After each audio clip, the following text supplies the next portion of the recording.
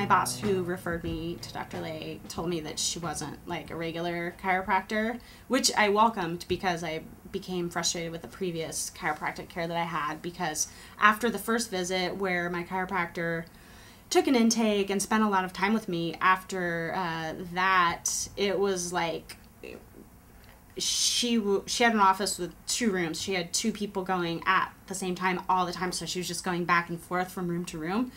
And it just felt like she was in a rush. She wasn't focused on me, and she would listen to what I said, really hear like my number one complaint or what the number one symptom was that I was experiencing, and do an adjustment kind of according to that, which would temporarily alleviate the acute kind of pain and experience that I was having. But, you know, I would be right back to see her like a month or 2 later, and it was just the same thing over and over, and this pretty much the same adjustment. So when I first started coming to Dr. Lay, she, for the first couple of visits, she really focused on my left foot, which was interesting to say the least, but it really started alleviating the pain that I had in my foot and helping me to support the knee that I had injured in my accident.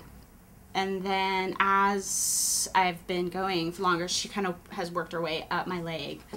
And after, I think, about a month and a half, she did my first spinal adjustment, but that was, you know, 6 weeks of twice a week work, really kind of focusing on my feet, my ankles, and my legs, and getting my back, I think, ready for that kind of an adjustment. Different from my experience with other chiropractors.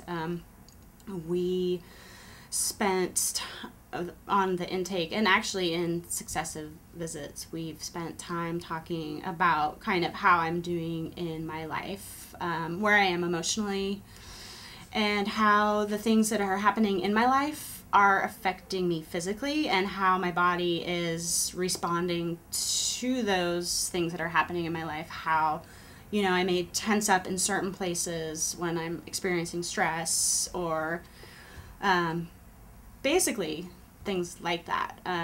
And kind of working through that in treatments, actually, like working on the areas where I feel like I'm getting tight in my regular life, in, you know, outside of the office, and kind of talking through them while they're being worked on physically. So it's a balance of, you know, kind of emotional work and physical. I do recall specifically one visit where she began by working on my shoulder and my arm around this joint, and was saying how it seemed like I was holding something and felt like I wasn't maybe expressing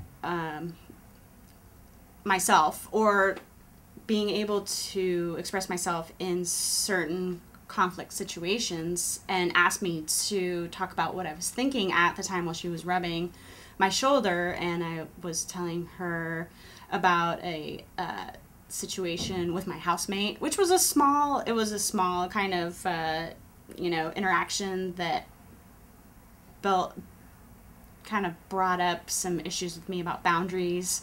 And as I was talking to her about boundaries, maintaining boundaries, and being upset with my housemate, she really started working, I think, deeper into my shoulder and more around my arm, and I felt loosening and an emotional loosening at the same time. It was a kind of a release in both ways.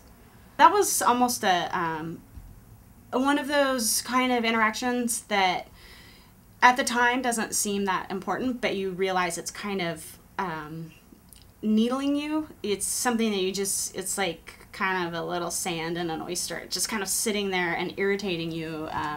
And one of those things that I have a tendency to allow to build up. And so it was interesting to realize that something that small had affected me on that kind of a scale. But I have had other instances of more heavy emotional